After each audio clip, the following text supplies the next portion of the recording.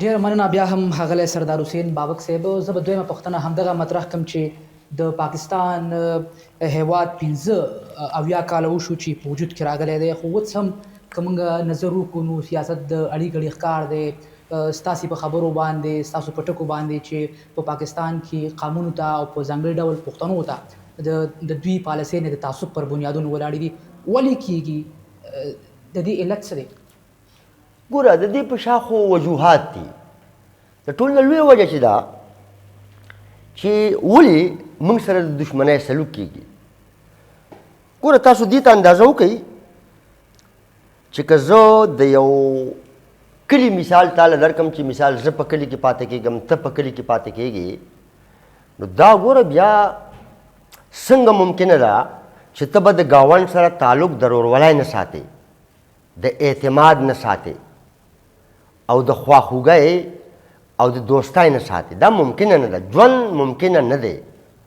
تاسو د دې نه اندازه وکئ چې پاکستان دی، ګاونډ کې ایران دی، ګاونډ کې هندوستان دی، ګاونډ کې افغانستان او روس دی، او په ګاونډ کې چین دی.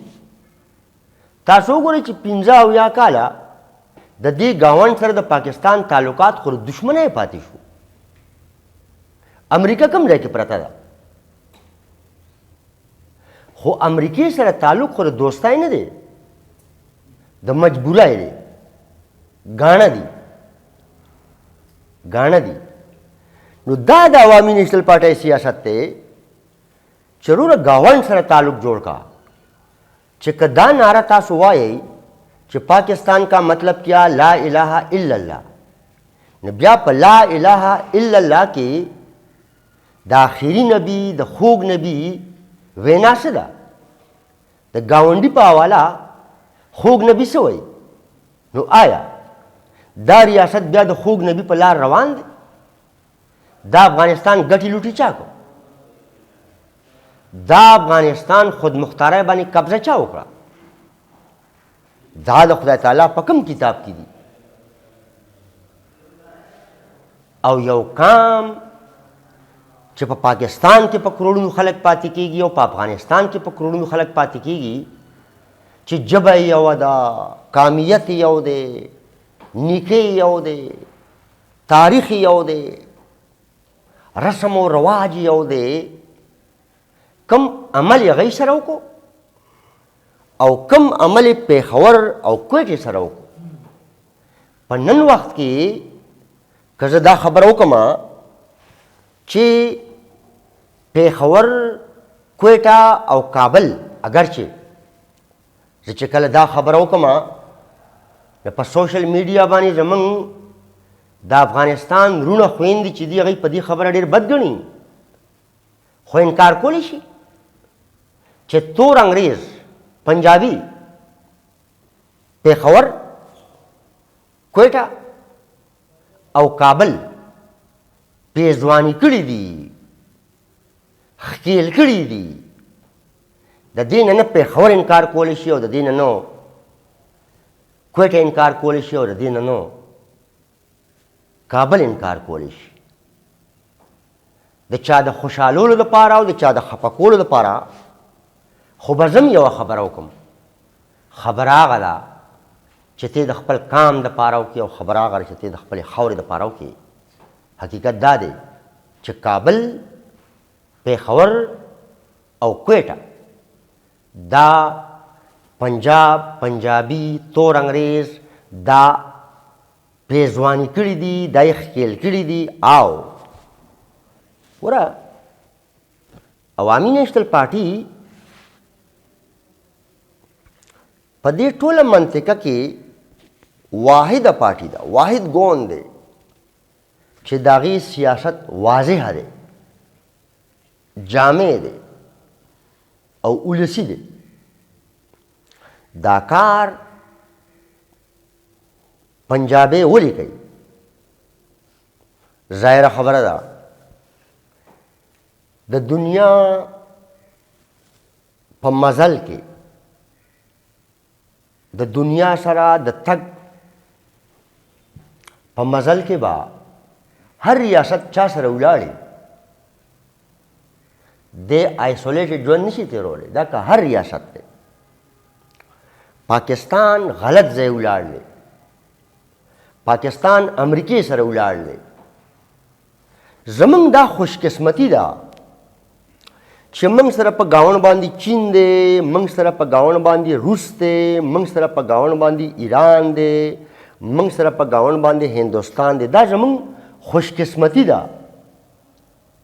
خو دغه خوشقسمتي زمونږ د پښتنو او د بلوچو په بدقسمتۍ کې په دې شکل بدل شوې ده چې د پاکستان یارانه یا مجبوري د امریکې نه ده.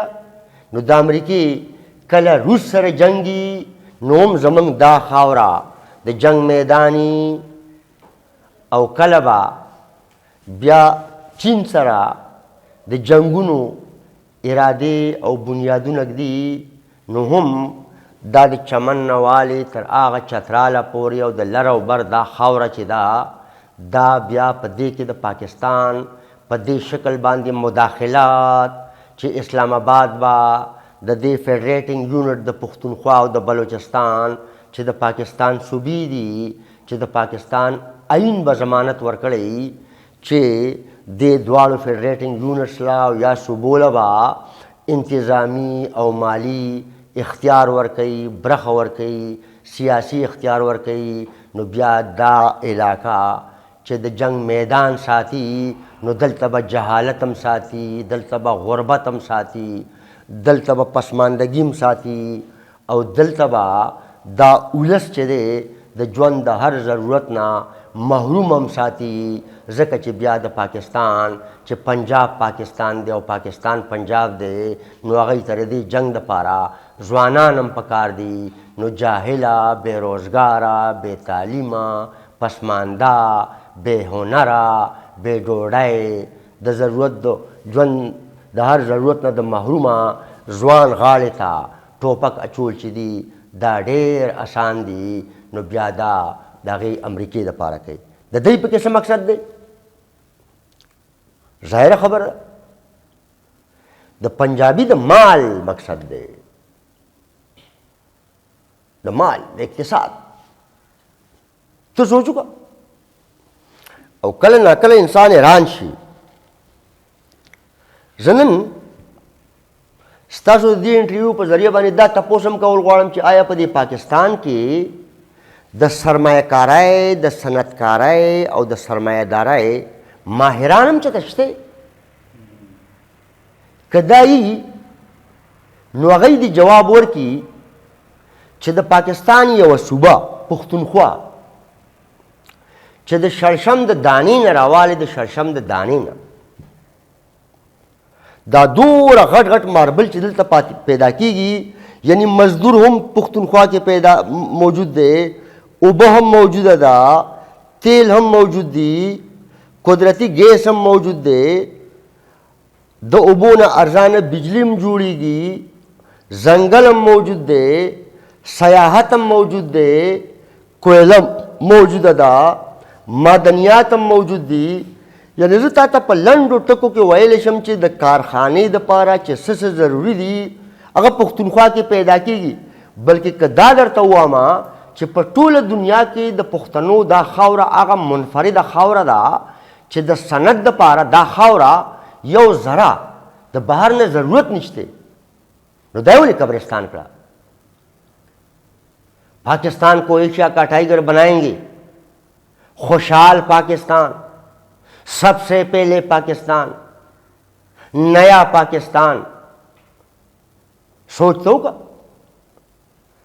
که پښتونخوا د پاکستان صوبه دی ګڼي نو په 15 کاله کې دا پاکستان د اقتصادي بحران نه په دې شکل وتلی شي چې دا د قدرتي آمدن د ذرایعو چې دا زمونږ او ستاسو د روزمره استعمال هم ضرورتونه دي. بجلی زما د روزمره استعمال ضرورت دی، گیس زما د روزمره استعمال ضرورت دی، تیل زما د روزمره استعمال ضرورت دی. یعنی هر هغه قدرتي ذریعه چې هغه د آمدن ذریعه هم ده او هغه د روزمره استعمال ذریعه هم ده، په دې باندې قبضه کړې ده. اسلام آباد پې قبضه کړې ده. اسلام آباد د پښتنو مړی تاوی او د پنجاب جولای ته ورچي. نو د هغې پکې دا مقصد دی. نو ظاهره خبره ده دې مقاصدو ته او د ریاست دې ترجیحاتو ته چې موږ ګورو نو دا خو ټکراو د سور بیرغ سره. بیا وجه دا ده چې ریاست د سور بیرغ او د پښتنو ترمنځ دومره لوی لوی دیوالونه والي، دومره لوی لوی دیوالونه چې دغه دیوالونه صرف پښتانه راغورځولی شي. خو بدبختي ده په پښتنو کې داسې خلک پیدا کړی دی چې هغوی له خو پای په کار دي. دا که د سخی او که د سپی، دا که د سخی او که د سپی. نن چې دا کوم خلک پښتانه ممبران کېږي په یو ممبر کې ته دا جرأت ویني چې هغه د پښتونخوا د بجلی تپوس وکړي، هغه یې د ګیس تپوس وکړي، هغه یې د تیلو تپوس وکړي، هغه یې د بقایا جاتو تپوس وکړي، هغه یې د آئیني حق تپوس وکړي. بلکې دا یې لاسه کوي، دا یې لاسه کوي. اوس خو پښتونخوا کې داسې چاله حکومت ورکوي چې په 2010 کې کوم آئینی انقلاب راغلی دی چې دا هغه آئینی انقلاب د لارې هرې صوبې ته دا اختیار میلاو دی چې انتظامی اختیار ورته میلاو دی او سیاسي اختیار ورته میلاو دی او مالی برخه به ورته میلاویږي. نو هغه اختیار په 2013 کې عمران خان صاحب واپس اسلام آباد له ورکړی دی. یعنی دا نه، اوس خو خبره نوره ملټه شوه. اوس خو پنجاب دوره مضبوط شو چې اول خو به جنگ داو د پښتونخوا د اسمبلی د طرف نه چې موږ له خپل حق راکوي. اوس خو هغوی ځان ته ډېره اسانه کړه، پښتونخوا یې په دریم ځل د پنجاب حکمرانۍ کې ورکړه او هغوی ورته وی والی زموږ اډو اختیار په کار نه دی، موږ به لنګرخانې کولاوو، موږ به زکاتونه ورکوو، موږ به د بهر نه قرضې راخلو، زمونږ د کالجونه بندي، زمونږ د یونیورسټۍ بندي، زمونږ د روډونه ني، زمونږ د روزګار ني، زمونږ د هنر ني. خو چې عمران خان صاحب حکمراني